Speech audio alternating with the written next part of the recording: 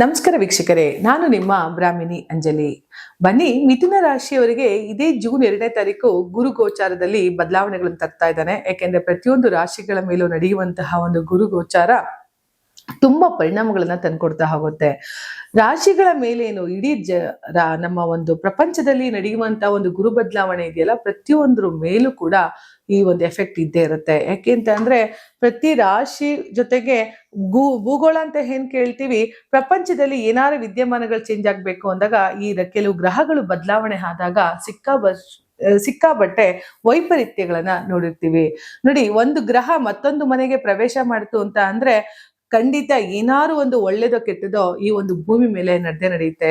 ಅದೇ ರೀತಿ ಈ ಭೂಮಿ ಮೇಲೆ ಹುಟ್ಟಿರುವಂತಹ ಪ್ರತಿಯೊಂದು ಜೀವರಾಶಿಗಳ ಮೇಲೂ ಕೂಡ ಈ ಒಂದು ಎಫೆಕ್ಟ್ ಇದ್ದೇ ಇರುತ್ತೆ. ಗುರು ಅನ್ನೋದು ಸಾಕ್ಷಾತ್ ಬೃಹಸ್ಪತಿ ಅಂತ ಹೇಳ್ತೀವಿ, ಅಸುರ ಗುರು ಅಂತ ಹೇಳ್ತೀವಿ, ಸುರಗುರು ಅಂತ ಹೇಳ್ತೀವಿ. ಯಾಕೆಂದ್ರೆ ಅಸುರಕ್ಕೆ ಅಧಿಪತಿಯಾದಂತಹ ಶುಕ್ರ ಒಬ್ಬ ಶುಕ್ರಾಚಾರ್ಯನಾಗಿ ದೇವಾನು ದೇವತೆಗಳಿಗೆ ವಿರುದ್ಧವಾಗಿ ನಿಂತ್ಕೊಂಡ್ರೆ ಗುರುಹಾಚಾರ್ಯರು ದೇವರ ಪರವಾಗಿ ಬಂದು ನಿಂತ್ಕೊಳ್ತಾ ಹೋಗ್ತಾರೆ. ಹಾಗಾಗಿ ಅಸುರ ಗುರು ಶುಕ್ರನಾದ್ರೆ ಸುರಗುರು ನಮ್ಮ ಬೃಹಸ್ಪತಿ ಗುರು ಹಾಕ್ತಾರೆ. ನೋಡಿ, ಇದೀ ಗ್ರಹಗಳಲ್ಲಿ ಬ್ರಹ್ಮಾಂಡವಾಗಿ ದೊಡ್ಡದಾಗಿರೋದು ಯಾವುದು ಅಂತ ಅಂದ್ರೆ ಗುರುಗ್ರಹ ಮಾತ್ರ. ಅದಕ್ಕೆ ಆ ಒಂದು ಗುರುವಿಗೆ ಮಾತ್ರ ಆ ಸ್ಥಾನ, ಆ ಗುರುವಿಗೆ ಮಾತ್ರ ಆ ಒಂದು ಪೊಸಿಷನ್ ಕೊಟ್ಟು ನಮ್ಮ ಲೈಫ್ ಅಲ್ಲಿ ಗುರುವಿನ ದೃಷ್ಟಿ ಬೇಕು ಅನ್ನೋದು. ನೋಡಿ, ಶನಿಯ ದೃಷ್ಟಿಗೆ ತುಂಬಾ ಜನ ಹೆದರಿ ಓಡೋಗ್ತಾರೆ. ಆದ್ರೆ ಗುರುವಿನ ದೃಷ್ಟಿ ಬೇಕು ಅಂತ ಯಾಕೆ ಹೇಳ್ತಾರೆ ಅಂತಂದ್ರೆ ಪ್ರತಿಯೊಂದು ಜಾತಕದಲ್ಲಿಯೂ ಕೂಡ ಗುರುವಿನ ದೃಷ್ಟಿ ತುಂಬಾ ಪ್ರಾಮುಖ್ಯತೆಯನ್ನ ತಗೊಂಡಿರ್ತಾರೆ. ಲೈಫ್ ಅಲ್ಲಿ ನಾವು ಒಂದು ಸರಿ ಗುರುವಿನ ಕಣ್ಣಿಗೆ ಬಿತ್ತು ಅಂತಾನೆ ನಮ್ಮ ಜೀವನ ಪಾವನ ಆಗ್ತಾ ಹೋಗುತ್ತೆ ವೀಕ್ಷಕರೇ. ಯಾಕೆಂದ್ರೆ ಗುರುಗಳ ಕಣ್ಣಿಗೆ ನಾವು ಬೀಳ್ಬೇಕು. ನೋಡಿ, ಯಾವಾಗ್ಲೂ ನಾವು ಪಾಠ ಮಾಡ್ಬೇಕಾದ್ರೆ ಮುಂದಿನ ಸೀಟಲ್ಲಿ ಸ್ಟೂಡೆಂಟ್ಗಳು ಏನ್ ಮಾಡ್ತಿದ್ರು ಅಂದ್ರೆ ರ್ಯಾಂಕ್ ಸ್ಟೂಡೆಂಟ್ಗಳು ಅಂತ ಏನ್ ಕರಿತೀವಿ, ಆ ಮುಂದಿನ ಸೀಟಲ್ಲಿ ಕುತ್ಕೊಳ್ಳೋರು. ಅಂದ್ರೆ ಯಾವಾಗ್ಲೂ ಗುರುವಿನ ಕಣ್ಣಿಗೆ ನಾವು ಬೀಳ್ಬೇಕಪ್ಪ ಅಂತ ಹೇಳಿ. ಅದೇ ಈ ಓದದೆ ಸ್ವಲ್ಪ ತುಂಟಾಟ ಮಾಡೋ ಮಕ್ಕಳುಗಳಲ್ಲಿ ಏನ್ ಮಾಡ್ತಾರೆ, ಲಾಸ್ಟ್ ಬೆಂಚ್ ಸ್ಟೂಡೆಂಟ್ಸ್ ಅಂತ ಕರೀತಾರೆ. ಹಂಗಾಗಿ ಇಲ್ಲೋ ಒಂದು ಕಡೆ ಗುರುವಿನ ಒಂದು ವೀಕ್ಷಣೆ ಇದೆಯಲ್ಲ, ಅದು ತುಂಬಾ ಪ್ರಮುಖವಾಗಿರೋದ್ರಿಂದ ಈ ಮಿಥುನ ರಾಶಿಯವರಿಗೆ ಜನ್ಮಗುರು ನರೋದುಕ್ಕಂ ತರ ಆಗಿತ್ತು. 12 ತಿಂಗಳು ಸಾಕಪ್ಪ ಸಾಕು ಅನ್ನೋಷ್ಟು ಮಟ್ಟಿಗೆ ನೋವುಗಳಾಗಿತ್ತು. ಯಾಕೆಂದ್ರೆ ಗುರು ನಿಮ್ಮ ರಾಶಿ ಮೇಲೆ ಇದ್ದಾನೆ. ಗುರು ನೋಡೋ ದೃಷ್ಟಿ ಚೆನ್ನಾಗಿತ್ತು. ಮಿಥುನ ರಾಶಿಯಿಂದ 7ನೇ ಮನೆಯಲ್ಲಿ ಇದ್ರೆ ಅದು ಗಂಡ ಅಥವಾ ಹೆಂಡತಿ ಏನಾರಾಗಿದ್ರೆ ಸಂಬಂಧಗಳನ್ನ ಅನ್ಯೋನ್ಯ ಮಾಡಿರ್ತಾನೆ. ಆದ್ರೆ ಅಲ್ಲಿರುವಂತಹ ಗುರು ರಾಶಿಯ ಮೇಲೆ ಗುರು ಇದ್ದಾಗ ಏನಾಗತ್ತೆ, ನರೋದುಕ್ಕಂ ಅಂದ್ರೆ ನರಗಳಲ್ಲೂ ನೋವು ಕೊಡುವಂತನು ಗುರು ಆಗಿರೋದ್ರಿಂದ ಅದೇ ಗುರು 12 ತಿಂಗಳು ನಿಮ್ಮ ನೋವು ಕೊಟ್ಟಿರೋನು ಇವಾಗ 2ನೇ ಮನೆ ಧನಸ್ಥಾನಕ್ಕೆ ಪ್ರವೇಶ ಮಾಡ್ತಾ ಇರೋದ್ರಿಂದ ಧನಕಾರಕನಾಗಿ ಕುಳಿತಿದ್ದಾನೆ. ಹಣವನ್ನೇ ಕೊಡೋದೇ ಅವನು. ಗುರುವಿನ ಒಂದು ಆಶೀರ್ವಾದ ಇಲ್ಲದೆ ನಾವು ಹಣ ಸಂಪಾದನೆ ಮಾಡಕ್ ಆಗಲ್ಲ. ಶುಕ್ರ ನಮಗೆ ಫೈನಾನ್ಸ್ ಇರ್ಬೋದು, ಫೈನಾನ್ಸ್ ತರೋದವನಾಗಿದ್ರೆ ತರೋದಕ್ಕೊಂದು ದಾರಿ ಬೇಕಲ್ಲ, ಮಾರ್ಗ ಬೇಕಲ್ಲ, ಅದನ್ನ ಕೊಡೋದು ಗುರು ಮಾತ್ರ. ಹಾಗಾಗಿ ಆ ಒಂದು ಗುರು ನಿಮಗೆ ಧನಸ್ಥಾನದಲ್ಲಿ ಕುಳಿತಿರೋದ್ರಿಂದ, ಕುಟುಂಬ ಸ್ಥಾನದಲ್ಲಿ ಕುಳಿತಿರೋದ್ರಿಂದ, ವಾಕ್ಸ್ಥಾನದಲ್ಲಿ ಕುಳಿತಿರೋದ್ರಿಂದ ಗುರುವಿನ ಒಂದು ಪ್ರವೇಶ ಸಾಕಷ್ಟು ಮಿಥುನ ರಾಶಿಯವರಿಗೆ ಲಾಭವನ್ನ ತಂದ್ಕೊಡುತ್ತೆ. ಜೊತೆಗೆ ಮಿಥುನ ರಾಶಿಯವರಿಗೆ ಜಾಬ್ ಓರಿಯೆಂಟೆಡ್ ಅಲ್ಲಿ ತುಂಬಾ ಪ್ರಾಬ್ಲಮ್ ಆಗ್ತಾ ಇತ್ತು. ಯಾಕೆಂದ್ರೆ ಕೆಲಸ ಸಿಗ್ತಾ ಇಲ್ಲಪ್ಪ, ಪ್ರಾಬ್ಲಮ್ ಆಗ್ತಾ ಇದೆ ಅನ್ನೋದನ್ನೆಲ್ಲ ಕೂಡ ಈ ಗುರುವಿನ ದೃಷ್ಟಿ ನಿವಾರಣೆ ಮಾಡ್ತಾ ಹೋಗುತ್ತೆ. ಯಾಕೆಂದ್ರೆ ಗುರು 10ನೇ ಮನೆಯ ದೃಷ್ಟಿಯನ್ನ ಬೀರೋದ್ರಿಂದ ಸಾಕಷ್ಟು ಲೈಫಲ್ಲಿ ಚೇಂಜಸ್ ನೋಡ್ತಾ ಹೋಗ್ತೀರಿ. ಜೊತೆಗೆ ಮಿಥುನ ರಾಶಿಯವರಿಗೆ ಆರೋಗ್ಯದ ವಿಚಾರದಲ್ಲಿ ಏನಾದ್ರು ಸಮಸ್ಯೆ ಇತ್ತು ಅಂತ ಅಂದ್ರೆ ಅದನ್ನೂ ಕೂಡ ಬಗೆಹರಿಯುವಂತಹ ಸಮಸ್ಯೆ ಆಗ್ತಾ ಹೋಗುತ್ತೆ. ಜೊತೆಗೆ 6, 8ನೇ ಮನೆ ಕೂಡ ನೋಡೋದ್ರಿಂದ ನಿಮ್ಮ ಆರೋಗ್ಯದ ವಿಚಾರದಲ್ಲಿ ತುಂಬಾ ಸುಧಾರಣೆಗಳನ್ನು ತರ್ತಾ ಹೋಗ್ತಾನೆ. ಹೆಲ್ತ್ ಇಶ್ಯೂಸ್ ಏನಾರು ಇರ್ಲಿ ಅವನ ದೃಷ್ಟಿಯಿಂದ ನಿವಾರಣೆ ಆಗುವಂತಹ ಸಾಧ್ಯತೆ ಮಿಥುನ ರಾಶಿಯವರಿಗೆ ಇದೆ.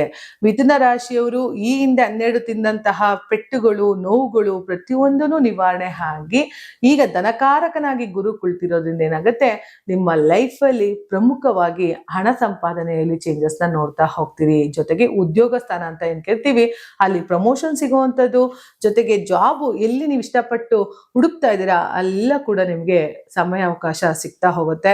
ಅದನ್ನ ಪರಿಪೂರ್ಣವಾಗಿ ಉಪಯೋಗ ಮಾಡ್ತಾ ಹೋಗಿ. ನೀವು ಅನ್ಕೊಂಡಂತಹ ಜಾಬು ಸಿಗುವಂತಹ ಚಾನ್ಸಸ್ ಗುರುವಿನಿಂದ ಸಿಕ್ಕಿರೋದ್ರಿಂದ ಒಂದು ಸರಿ ಜೂನ್ 2ನೇ ತಾರೀಕಿಗೆ ನಿಮ್ಮಲ್ಲಿ ಗುರು ಚೇಂಜ್ ಆಗ್ತಾ ಇದ್ದಾನೆ. ಮಿಥುನ ರಾಶಿನ ಬಿಟ್ಟು ಅವನು ಕಟಕ ರಾಶಿಗೆ ಬರ್ತಾ ಇದ್ದಾನೆ. ಕಟಕ ರಾಶಿಯಲ್ಲಿ ಉಚ್ಚ ಸ್ಥಿತಿಯಲ್ಲಿ ಗುರು ಕುಳಿತುಕೊಳ್ಳೋದ್ರಿಂದ ಏನಾಗುತ್ತೆ, ಸಿಕ್ಕಾಬಟ್ಟ ರಿಸಲ್ಟ್ ನೋಡ್ತಾ ಹೋಗ್ತೀರಿ.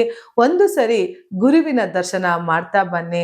ಸಾಧ್ಯ ಆದ್ರೆ ಆಲಂಗುಡಿ ಗುರುನ ದರ್ಶನ ಮಾಡುವಂಥದ್ದು, ಗುರುವಿಗೆ ಅಭಿಷೇಕ ಮಾಡಿಸುವಂಥದ್ದು, ಅಥವಾ ರಾಘವೇಂದ್ರ ಮಂತ್ರಾಲಯಕ್ಕೆ ಹೋಗಿ ಒಂದು ದಿನ ಅಲ್ಲಿ ಉಳ್ಕೊಂಡಿದ್ದು ಸೇವೆಯನ್ನ ಮಾಡುವಂಥದ್ದನ್ನ ಮಾಡ್ತಾ ಬಂದ್ರೆ ಖಂಡಿತ ಒಳ್ಳೇದಾಗ್ತಾ ಹೋಗುತ್ತೆ. ಇನ್ನಷ್ಟು ರಿಸಲ್ಟ್ನ ಆ ಫಲಿತಾಂಶವನ್ನ ನೀವು ನೋಡ್ತಾ ಹೋಗ್ಬೋದು.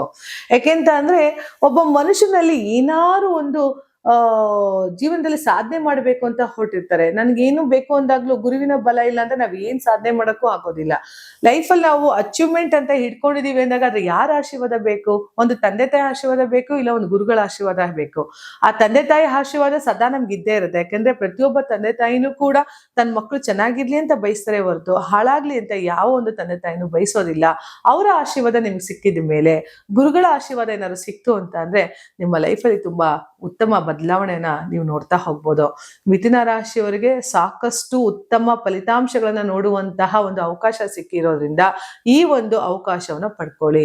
ಯಾರೆಲ್ಲ ಫಾರಿನ್ಗೆ ಹೋಗ್ಬೇಕು ಅಂತ ಅನ್ಕೊಳ್ಳೋರೆಲ್ಲ ಈ ವರ್ಷ ಟ್ರೈ ಮಾಡಿ, ಖಂಡಿತ ಆಗತ್ತೆ. ಆರೋಗ್ಯದ ವಿಚಾರದಲ್ಲಿ ಏನಾದ್ರು ಸುಧಾರಣೆ ನೋಡ್ಬೇಕು ಅಂತ ಅಂದ್ರೆ ನಿಮಗೆ ಗುರುವಿನ ದೃಷ್ಟಿ ಆಲ್ರೆಡಿ ಇರೋದ್ರಿಂದ ಹೇಳಿ ನಿಮ್ಮ ಹೆಲ್ತ್ ಒಂದ್ಸರಿ ಚೆಕ್ಅಪ್ ಮಾಡ್ಕೊಳ್ಳಿ. ಈ 12 ತಿಂಗಳು ಇದ್ದಂತಹ ನಿಮ್ಮ ಹೆಲ್ತ್ ಈಗ ಇರುವಂತಹ ಹೆಲ್ತಿಗೂ ತುಂಬಾ ವ್ಯತ್ಯಾಸವನ್ನ ನೋಡ್ತಾ ಹೋಗ್ತೀರಿ.